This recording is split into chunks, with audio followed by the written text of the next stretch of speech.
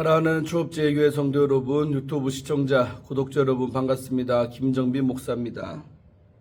간밤에도 평안히 잘 주무셨습니까? 오늘은 2026년 1월 15일 목요일 아침입니다. 오늘도 주 안에서 복된 날 되시기를 주의 이름으로 축원드립니다. 제가 기도하고 오늘의 말씀 묵상을 시작합니다.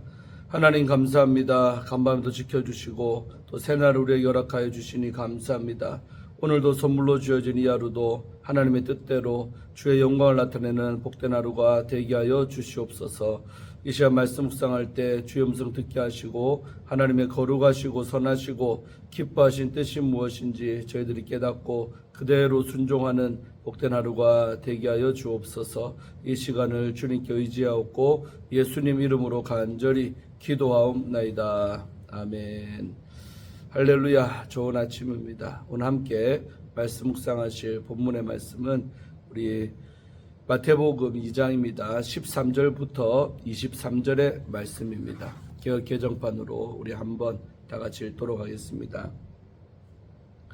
그들이 떠난 후에 주의 사자가 요셉에게 현몽하여 이르되 헤롯이 아기를 찾아 죽이려 하니 일어나 아기와 그의 어머니를 데리고 애굽으로 피하여 내가 내게 이르기까지 거기 있으라 하시니 요셉이 일어나서 밤에 아기와 그의 어머니를 데리고 애굽으로 떠나가 헤롯이 죽기까지 거기 있었으니 이는 주께서 선지자를 통하여 말씀하신 바 애굽으로부터 내 아들을 불렀다 함을 이루려 하심이라.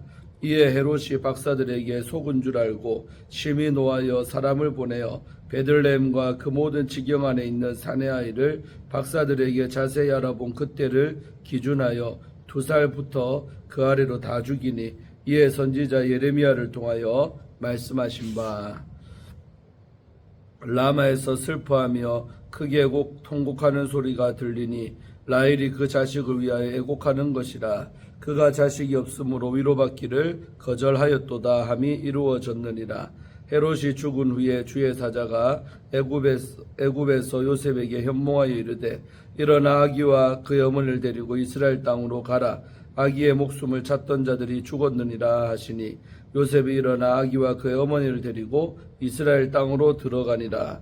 그러나 켈라우가 그의 아버지 헤롯을 이어 유대 임금됨을 듣고 거기로 가기를 무서워하더니 꿈에 지시하심을 받아 갈릴리 지방으로 떠나가 나사렛이란 동네에 가서 사니 이는 선지자로 하신 말씀에 나사렛 사람이라 칭하리라 하심을 이루려 함이러라.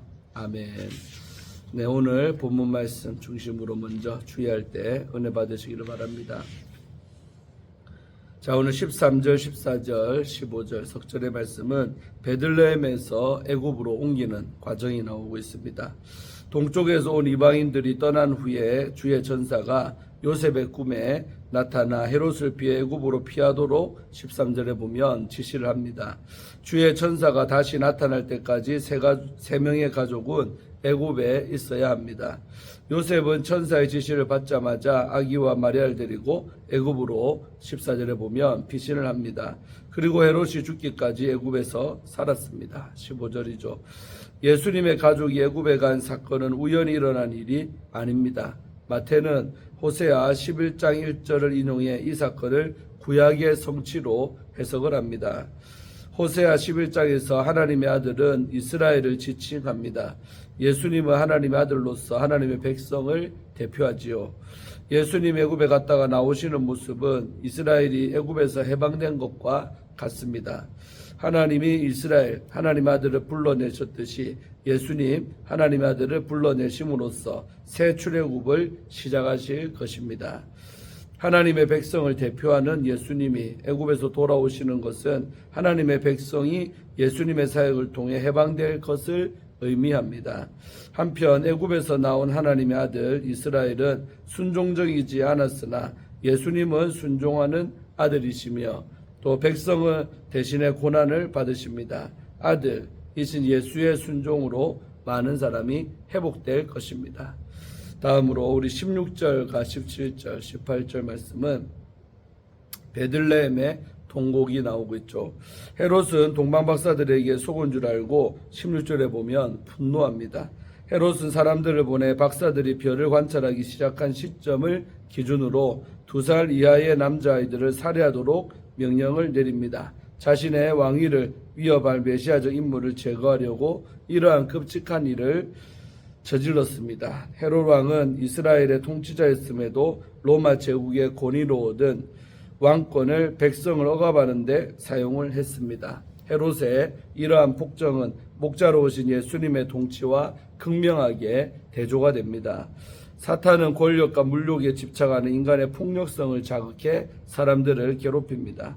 마태는 베들레헴과 인근 지역에서 일어난 유아 살해 사건을 예레미야 31장 15절로 해석을 합니다. 그 구절은 남유다가 멸망을 하자 BC 587년이죠. 선지자 예레미야가 북이스라엘의 멸망과 또 포로 생활에 대해 부른 애가의 부분이 되겠습니다. 라헬은 이스라엘로 불린 야곱의 아내이기에 이스라엘 민족의 어머니라고 할 수가 있습니다. 라헬의 눈물은 식민지 백성이 겪는 애통입니다. 식민지 백성이 겪는 비극은 애굽의 포로 상태에 있을 때 바로가 히브리 남아들을 죽인 사건에서도 볼 수가 있습니다. 출애굽기 1장의 사건이죠. 예레미야 시대에는 바벨론 포로가 된 것 자체가 비극이었습니다. 라마의 통곡 소리와 베들레헴 일대의 통곡 소리는 이스라엘과 아기 예수님이 포로와 속박의 시간과 장소에 태어난 것을 바로 의미합니다. 암시합니다.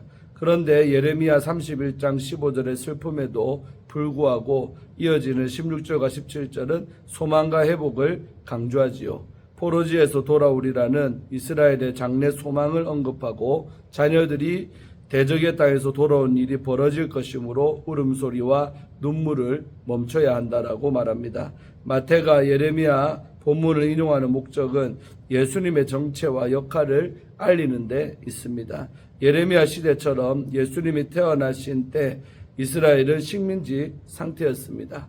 헤롯의 폭정 때문에 베들레헴 지역에서 자식을 잃은 부모들의 통곡 소리가 하늘을 찔렀습니다. 그러나 포로 상태에서 겪는 슬픔에도 하나님의 구원이 이루어질 것입니다. 예수님을 만난 사람은 속박의 슬픔에서 벗어나 기쁨을 얻을 것이기 때문입니다.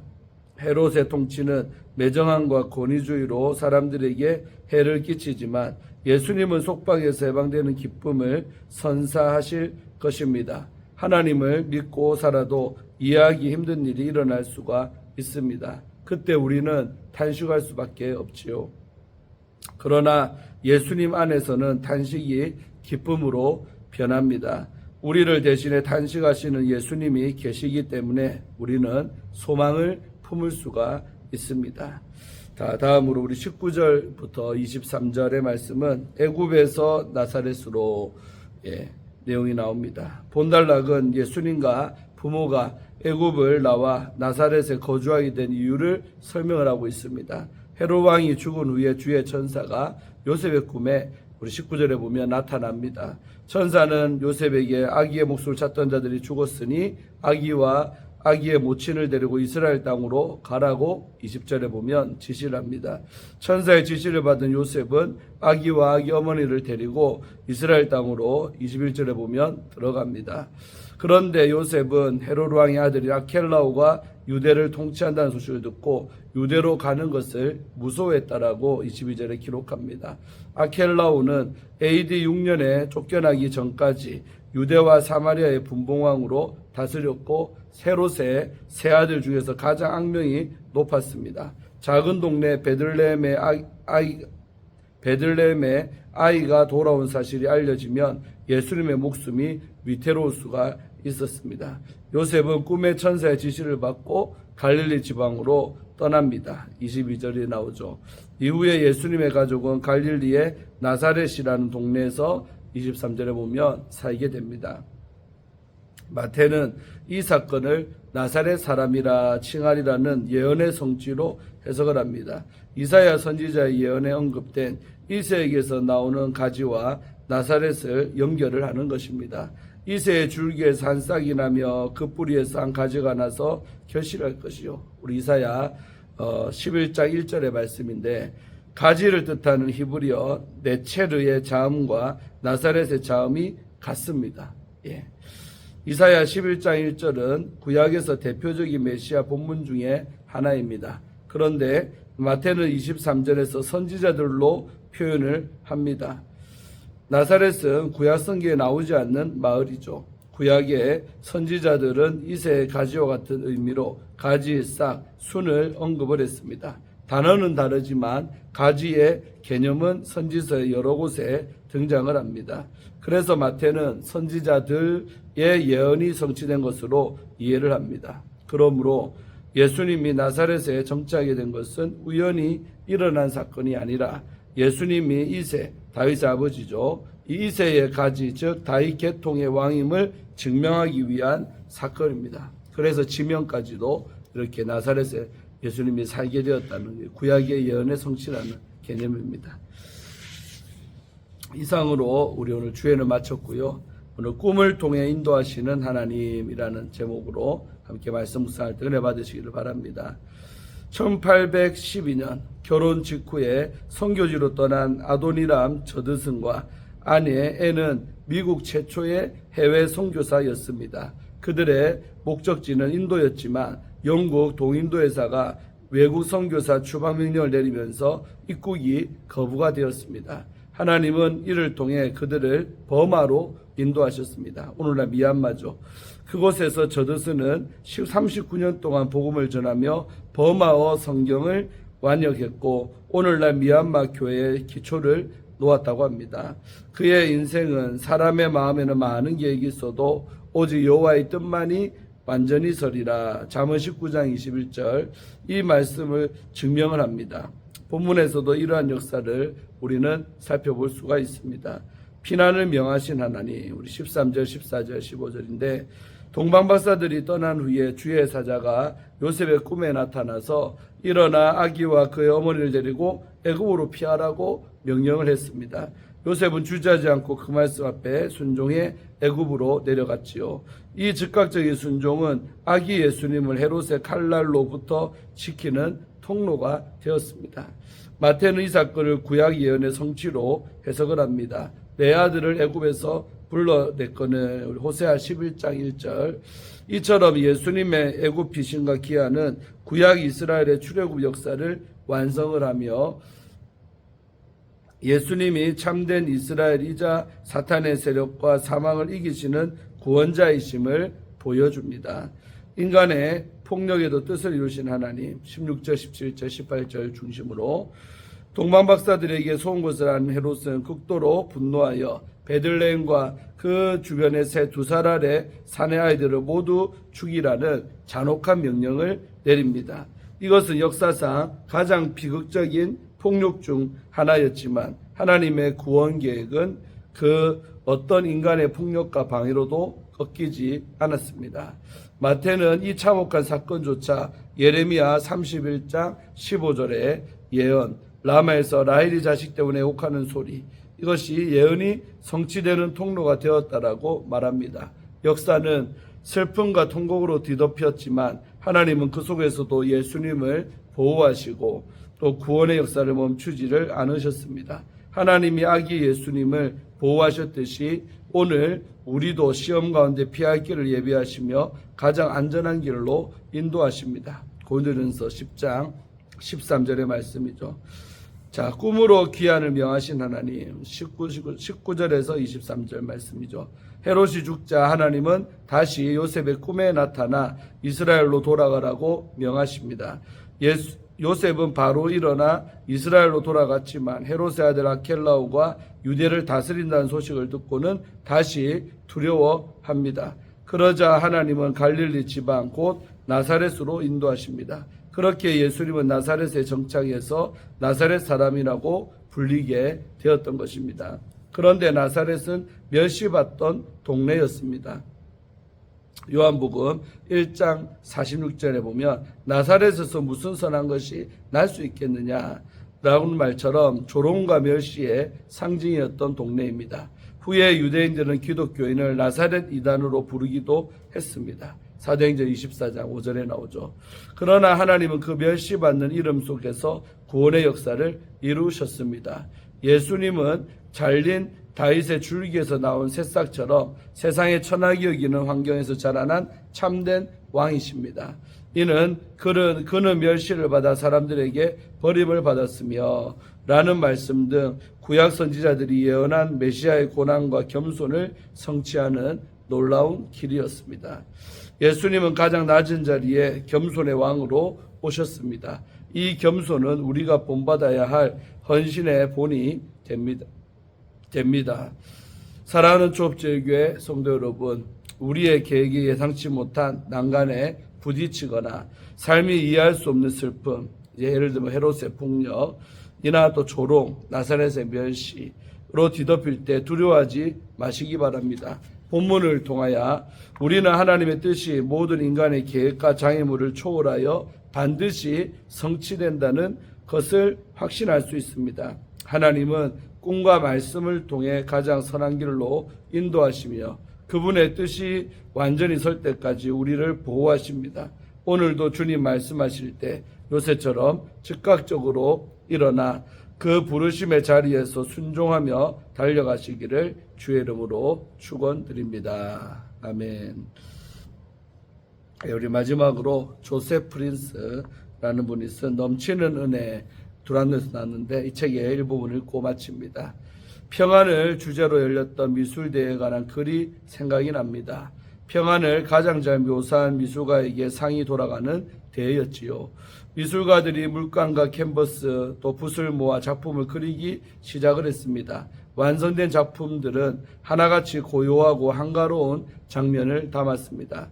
푸르른 들판 위로 떠오르는 장엄한 태양, 달빛이 내린 고요한 언덕, 논밭이 끝없이 펼쳐진 시골길을 한가로이 걷는 남자. 이윽고 심사위원들은 특이한 작품 앞에 섰습니다. 평안과는 전혀 어울리지 않는 무시무시한 광경을 담은 그림이었습니다. 화가가 어두운 색깔들을 불협화음처럼 아무렇게나 뒤섞어 거치게 붓을 놀린 흔적이 역력했습니다. 절벽 아래 울퉁불퉁한 바위들이 집어삼킬 듯이 높고 솟은 파도, 시꺼먼 하늘 위로 지그재그로 뻗쳐있는 번개, 광풍에 땅바닥에 닿을 듯 쏠려있는 절벽의 외로운 나무 한 그루, 도무지 평안을 묘사한 그림처럼 보이지가 않았습니다. 하지만 심사위원들은 만장일치로 그 그림을 대상을 주었습니다. 어처구니 없는 결정처럼 보이지만 그 그림을 자세히 들여다보면 누구나 고개를 끄덕일 수밖에 없습니다. 절벽 틈에 독수리 가족의 둥우리가 숨어 있습니다. 엄마 독수리는 사나운 바람을 온몸으로 받아내고 있지만 새끼 독수리들은 엄마의 날개 아래서 세상 모르게 자고 있습니다. 바로 이것이 평안입니다. 주님은 풍랑 가운데서도 우리를 안전하게 보호하시고 절대적인 평안을 주십니다. 시편 기자는 이 사실을 아름다운 언어로 표현을 했습니다. 지존자의 은밀한 곳에 거주하며 전능자의 그늘 아래 사는 자여, 그가 너를 그의 기수로 덮으시리니 네가 그의 날개 아래 피하리로다. 시편 91편 1절과 4절의 말씀입니다. 예, 마지막 글이 참 우리에게 주는 교훈이 크죠. 주변 환경이 아무리 어수선하고 힘들어도 내 마음이 주님 안에 거하면 평안할 수가 있다는 말씀이겠죠. 오늘 하루도 주 안에서 그런 평안함이 있기를 바라고, 또 요셉처럼 정말 꿈의 지시하심을 받아 나사렛에 안착했던 것처럼 우리도 늘 성령의 인도하심 속에 살아가는 저와 여러분이 되기를 주의 이름으로 축원드립니다. 기도하고 마칩니다. 하나님 감사합니다. 오늘도 이 아침에 아버지의 말씀을 묵상하게 하시며 감사하고, 또 이렇게 말씀 앞에 서게 하시니 감사합니다. 참으로 요셉이 정말 꿈의 지시하심을 받아 애굽에 갔고, 또 애굽에서 돌아왔고, 그리고 정말 켈러의 북정을 피해서 또 나사렛 동네 정착이 돼서 살게 되는 일련의 과정을 우리는 보았습니다.